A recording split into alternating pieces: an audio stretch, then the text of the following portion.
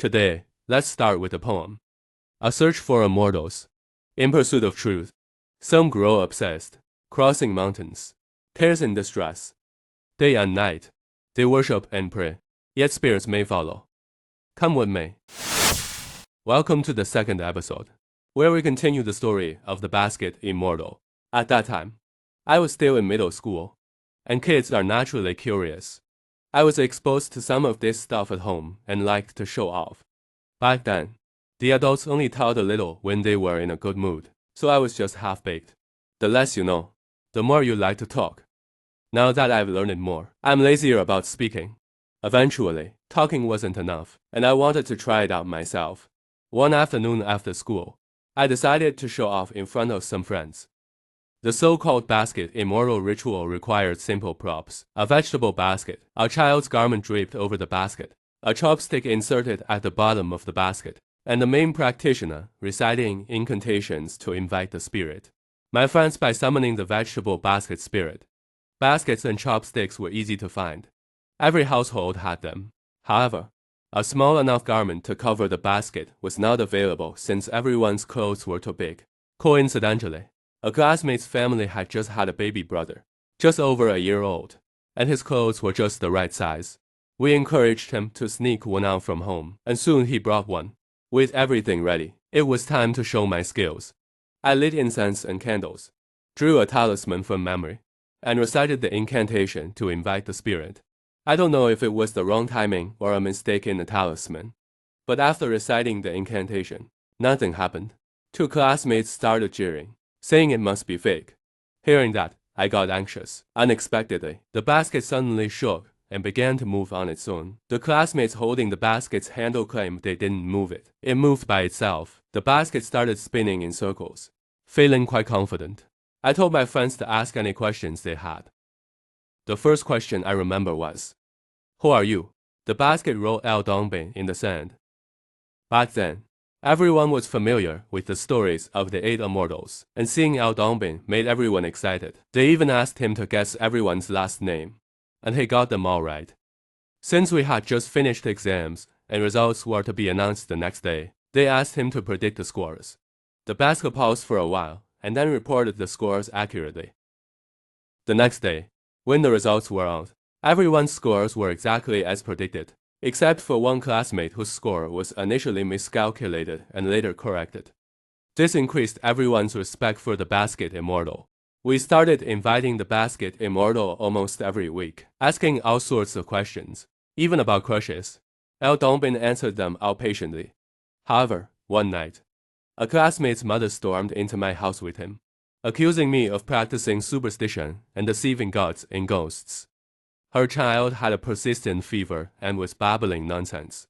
My grandpa, upon hearing this, glared at me. I knew I was in trouble, but my grandpa didn't like the accusation of deceiving gods and ghosts, so he retorted, "If it's fake, why blame us for your child's illness?" It turned out the sick child was the one from whom we had taken the garment.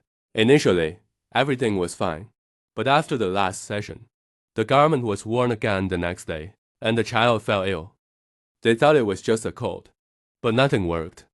After almost a week, my classmate confessed everything to his mother, who then came to confront me. My classmate's mother, after being rebuked by my grandpa, burst into tears, asking what to do. My grandpa said, "Bring the child here." She quickly went home and brought the child, who was crying loudly. Strangely, as soon as the child was brought to our altar, he stopped crying. My grandpa examined the child's eyes and pulse and said he would cure the fever that night. We gathered the basket and the garment again and repeated the ritual. I recited the incantation, but this time my classmate's mother also helped hold the basket. Midway through the incantation, the spirit arrived, and the basket started circling. I asked, "Are you El Dongbin?" The basket tapped the sand thrice, meaning yes. My grandpa suddenly stepped forward, holding an image of our family deity, El Dongbin, and asked the basket, "Who is this?" The basket started shaking violently. My grandpa demanded, "Who are you?" The basket wrote a name we didn't recognize and admitted it was responsible for the child's illness, not out of malice, but because it found the child amusing. It had followed the garment back home because it wasn't washed or sun-dried. But since humans and ghosts belong to different realms. The child, being weak, fell ill. We told the spirit to leave the child alone and asked my classmate's mother to prepare a feast and burn offerings as a farewell. The spirit agreed but requested some paper clothes for warmth. We complied.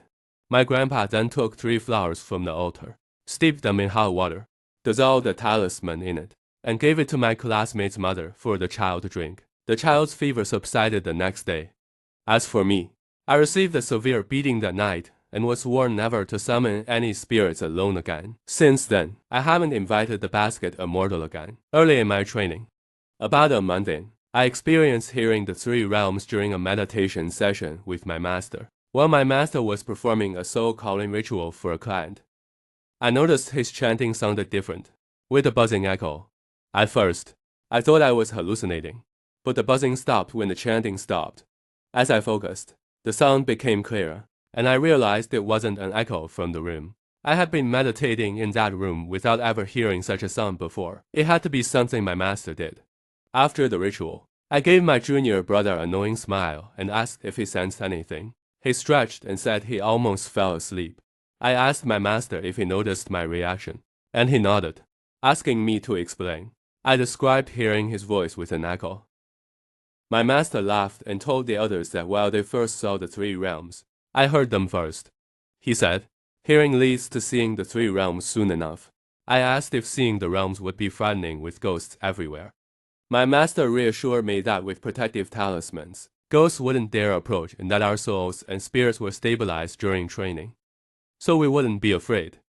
Around early 2022, a polite young girl messaged me on a forum, believing she had a child destiny thingsMy, and wanted my master to check. She had bought talismans from me before and was very courteous, leaving a strong impression on me. She straightforwardly asked about the cost to resolve her child destiny.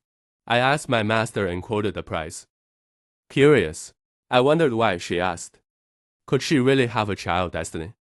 How could such a polite and lovely girl have such a fate? After meditating, she expressed her desire to know her past and present life's fate that night. My master wrote her birth details and name on a small red paper, and I held the ritual tool with the paper between the bowl's bottom in my palm, kneeling before the altar. My master chanted the incantation, shaking a bamboo tube containing 8 coins, which fell into the bowl, finding their positions as if guided. My master glanced into the bowl, frowned slightly, and I cautiously set the tool down, preparing to record the session. But my master stopped me, saying this fortune wasn't good to record. He then examined her past life in detail. After a few seconds, he stopped, shaking his head and sighing, saying the girl had a short life. She had jumped off a cliff in her teens in her past life, and the underworld judge sentenced her to a short life in this one too. He hesitated but eventually told the girl the result, though not in detail, just that her life wouldn't be long. The girl, 17, and likely aware of her fate, wasn't too surprised and politely asked about her future. My master, after a moment of silence, replied, fate cannot be disclosed. My junior sister asked if her next life would also be short. My master said it wouldn't be, as she had committed a grave mistake in her past life and shouldn't have ended it. Even ants struggle to live. How could a human give up easily? I suggested we could resolve it for her, but my master shook his head, saying it was beyond us and would require the underworld judge's approval, which wouldn't be granted regardless of the fee. Faced with fate, one realizes our insignificance. Sometimes fate is unfair, and all we can do is to live grounded and go with the flow. The story of the Basket Immortal continues. Want to know what happens next? Stay tuned for the 3rd episode.